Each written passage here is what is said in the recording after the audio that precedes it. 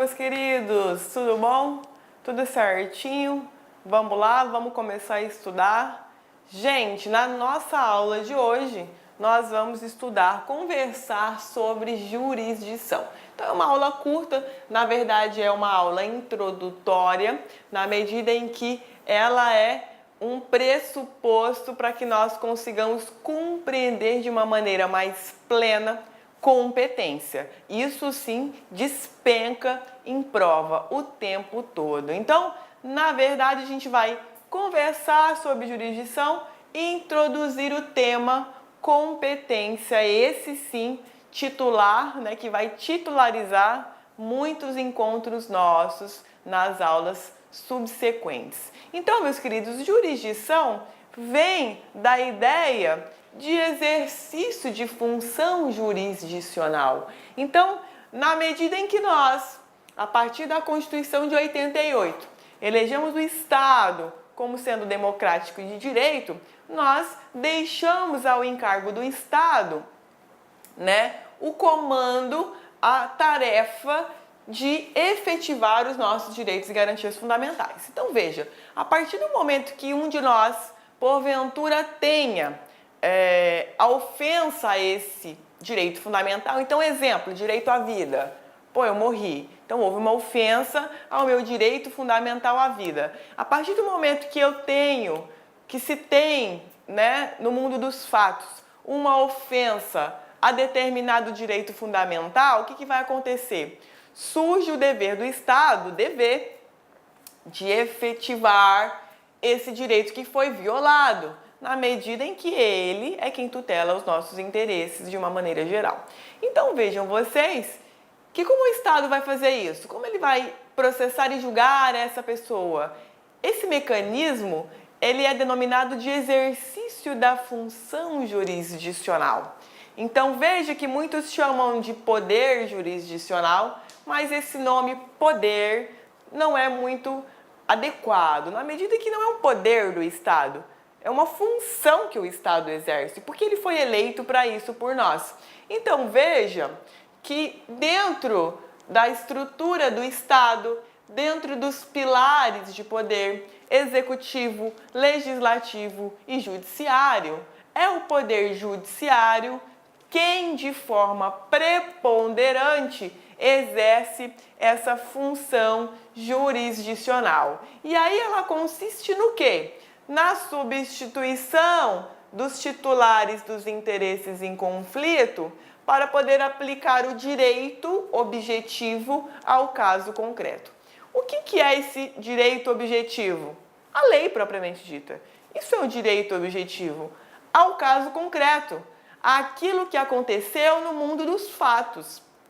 E veja, se houve uma ofensa a um direito fundamental, no meu exemplo, ofensa ao direito à vida, houve um conflito de interesses? Claro que houve, porque alguém matou uma vítima. Então, veja, houve um conflito daquele que matou com aquele que morreu. Mas como nós elegemos o Estado para titularizar e para efetivar os nossos direitos fundamentais, nesse conflito, quem que vai estabilizar? Não é os familiares, não são os familiares daquele que morreu. É o Estado. Através do quê? Através do processo, que se chama o quê? Exercício da função jurisdicional. Então, esse é o raciocínio. O Estado, preponderantemente, prioritariamente, a partir do poder judiciário, é quem vai exercer essa função jurisdicional. Veja, prioritariamente. Então, você poderia pensar, porra, então o legislativo e o executivo também exercem essa função jurisdicional? Exercem. Querem um exemplo? Impeachment. Quem é que vai votar no impeachment? Exercício da função jurisdicional. É o legislativo, no Congresso Nacional. Então, veja, crimes de responsabilidade praticados por membros do Poder Executivo. Quem que vai julgar? O Senado. Então, é o legislativo exercendo a função jurisdicional. Então, vejam vocês que os outros poderes, executivo e legislativo, ainda que em pequena escala, também exercem essa função jurisdicional.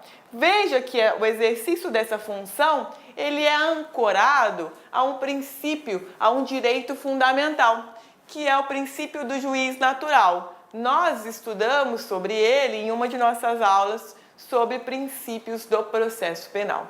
Então veja que o artigo 5º da Constituição diz o seguinte: não haverá juízo ou tribunal de exceção. Quer dizer o quê, pessoal? Quer dizer que não se pode constituir um juízo ou um tribunal para julgar algo que aconteceu. Porque aí você vai estar escolhendo um julgador para aquele caso. E não se pode fazer isso. Por isso que o princípio se chama juiz natural. Aquele que está naturalmente incumbido pelo sistema processual para aplicar o direito objetivo ao conflito de interesses, ao caso concreto, é quem vai exercer a função jurisdicional. Não podemos escolher quem vai exercer a função jurisdicional partindo daquele que praticou o crime ou do crime que já aconteceu, tá? Então é isso que o artigo 5º ele veda.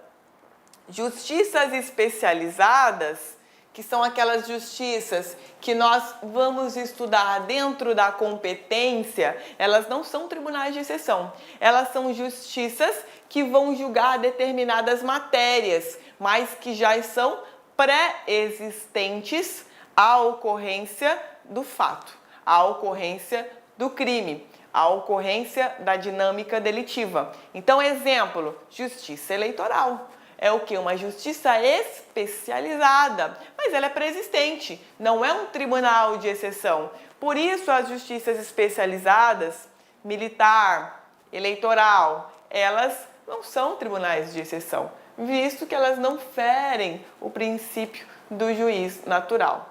Dentro desse contexto do exercício da função jurisdicional, nós temos também outro direito fundamental, que é esse daqui.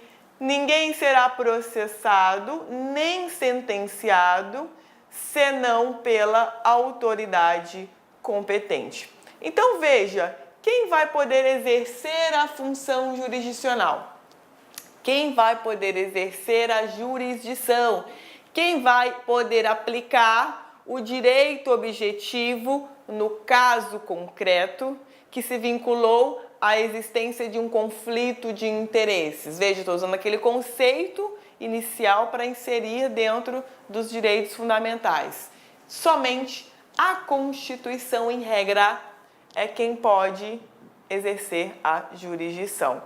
Outra regra de ouro também: ninguém vai poder ser julgado por órgão instituído após o fato delituoso. Claro, a autoridade competente, ela sempre é pré-estabelecida pela Constituição, na medida em que ela em nenhum momento vai poder ser instituída posteriormente à ocorrência do crime. E aí depois também nós temos a terceira regra de ouro. Entre os juízes pré-constituídos, vigora uma ordem taxativa de competência, que impede qualquer possibilidade de discricionariedade.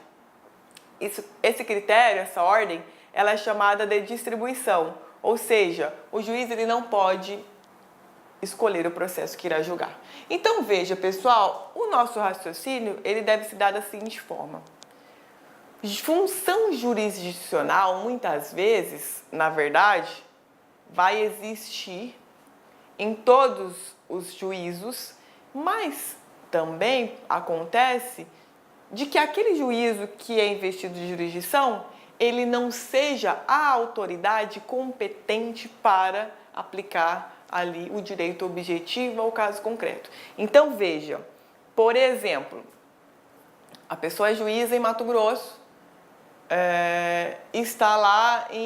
foi lá para o Rio Grande do Sul. Olá, meus amigos, minhas amigas, sou o professor Luiz Antônio Carvalho, com muito prazer, muita satisfação, estou aqui para fazer um convite muito especial para você que quer continuar estudando com a professora Laila.